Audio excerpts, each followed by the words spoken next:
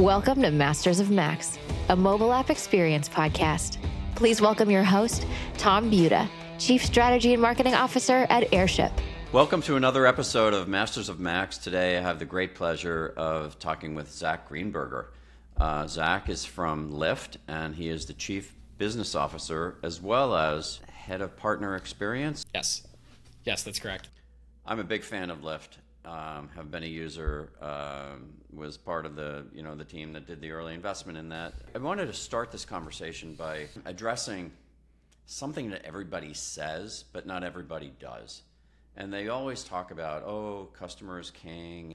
But you guys really have an obsession around that. It's kind of all started with David Risher, our new CEO, who's really instilled this really important framework for how we think about our customers. And it starts at the top level of customer obsession drives profitable growth.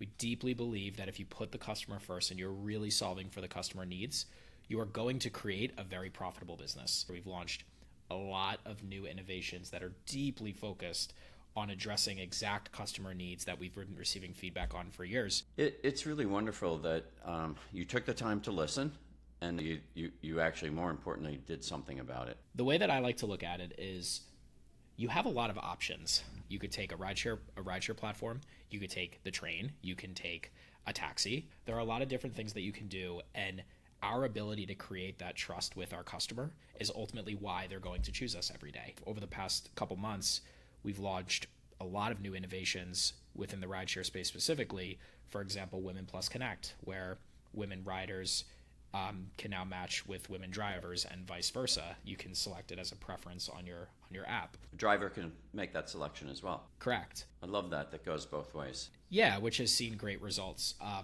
We've launched our scheduled ride on-time pickup promise, where we are committing to you that we are going to arrive within the 10 minutes of the time that we said we are, or we are going to fund up to $100 of your ride. We figured out a way to effectively create that solution, right? Since we've launched it, we've had over 99% on-time pickups. We have a ton of examples across the board on how we've prioritized our customers, and those are just a small few, but now that obsession is really baked into our DNA in how we think about our everyday product development. And when we saw David come in, we really just took our product development chops to the next level. He prioritizes the customer, and the urgency by which we work to solve our solutions is just a different velocity than we've historically operated in, and you can feel that day to day. Having someone that was so deeply caring about the mission and our customers, who we consider to be our drivers, our riders, and our strategic partners, has really taken us to the next level. So you talked before about people having a choice. How have you thought of the brand relative to that choice? Because, there's some pretty significant competitors, which also include just doing what I've always done. At the end of the day, we consider our competition staying in. Staying home is our competition. There is a real such thing as the loneliness epidemic.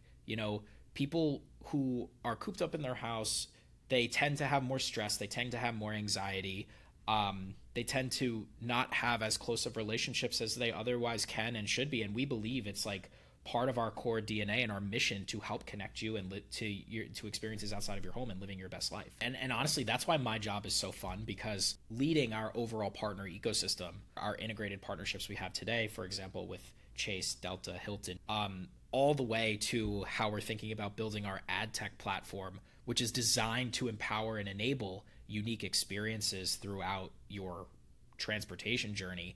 I think that's what really separates us as a brand, is we hold our driver as equally as important of a customer as our rider. I've been at Lyft for 5.5 years, so I think for years we've talked about, what does competitive landscape look like? Who is our biggest competitor? What are they doing?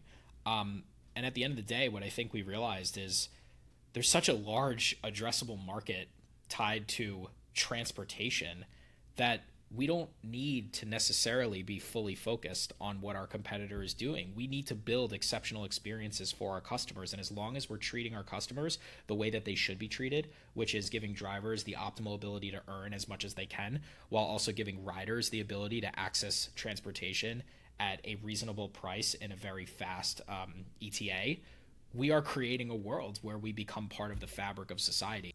One of the things you mentioned quickly, tucked in there, was your ad tech platform. You have a very large install base. Some people would think, oh, having advertising like as part of your experience may be interruptive. Tell me the rationale for how you've gone about this. My team has taken a really intentional view of trying to step back from what we call interruptive and we call more contextually relevant, using the very powerful walled garden first-party data that we have.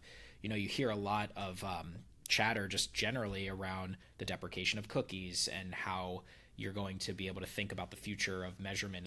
And when we step back and look at the power that the Lyft platform creates for potential advertisers and partners is, you know, we understand the user profile, we understand purchase intent data, we understand purchase history, we understand the ability to time relevant placements in a way that will be really engaging and relevant contextually based off of where you are going.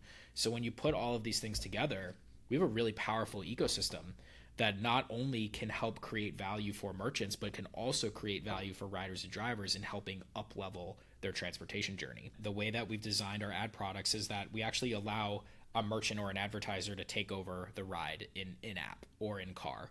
So on average, a rider looks at their app around 9 times in a given ride, which is a lot. And that gives us the ability to really make sure that there is the right level of viewability, there's the right level of measurability and clickability.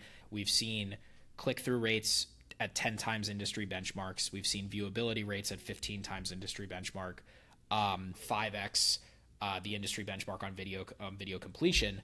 And we've also run a bunch of brand favorability and purchase intent studies with a partner in Kantar. They are a signal for how we think about the power of these products, and they are informing how we think about the future of our integration, measurement, and targeting strategy. We're launching a ton of products in support of kind of that feeling and eliciting that emotion of getting out and also trying new things. So we recently launched a product called Sponsored Rides, which is in partnership with some very large brands, a major grocery retailer in the U.S. and also one of the largest pharmacies in the U.S. And what that looks like is you go into the Lyft app and it says, get $5 off of your next ride to CVS. And you click it and it goes into your wallet. And then the next time you're in need of something and you enter CVS as your destination, you're going to have $5 removed from the ride. And really what we're doing here is we're giving merchants a different way to repackage customer acquisition costs that allows them to drive foot traffic through the door versus needing to send things out via delivery. And that is a really interesting way to think about product differentiation, especially because we are only one of a very few players that actually understands transportation trends relative to the very specific user or individual. 100% first party data, right? Yeah. And remember, we know how many rides we're giving per week to Walmart.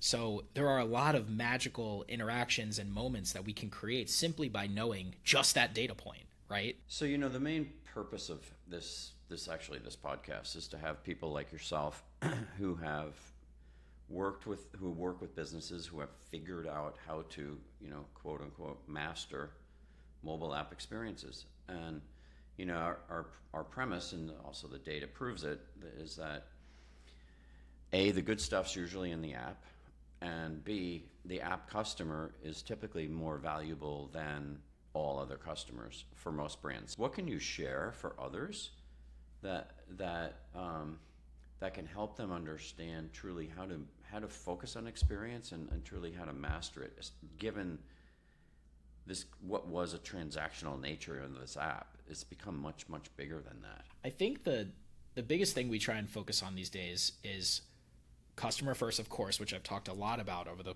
the course of this podcast. The less clicks, the less taps, the easier to navigate, the better. And it's very easy to get away from those things when you start talking about the world of possibilities, particularly in partnerships.